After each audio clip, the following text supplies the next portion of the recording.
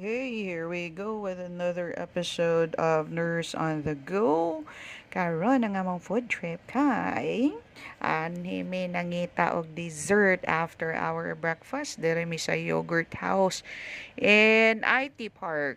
So they just recently opened, I think 2, 3 months ago. Yeah, so this is their opening hours. Of course, specialty nila na sa ilahang pangan palangdaan, it's Yogurt House. So, open sila og 10 and then they close at 11. And then they do have kani popular nga Korean sandwich, nga fruit sandwich nila, sando.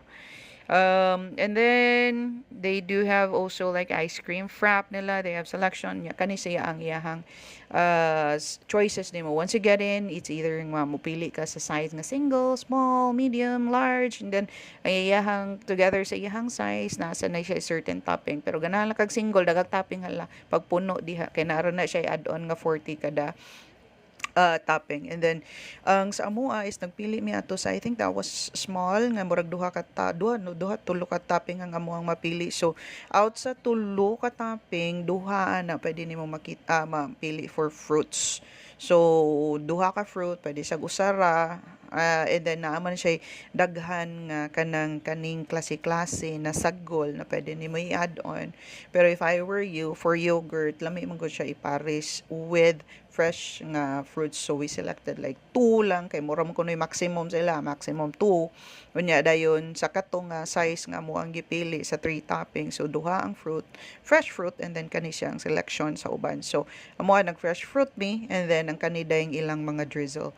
So nagpili mi ato ilang toffee nga drizzle and also katong ilahang nakalimot ko. I think it was white chocolate man siguro ito or it was caramel. I know it was Nutella. So muna siya ang mga selection nila dito sa ilang mga kanang drizzle. So freshly cut gina siya. Tanawa na sila nga nag-prepare. Really very clean. Makita gini mo siya tanan. They're very presentable with all those gloves. Separate sa ang tig-serve yun nila and the one who's really a cashier is really separate. So kung kinsa lang ang nag-prepare sa food mo, ra yun siya. So it's really very clean.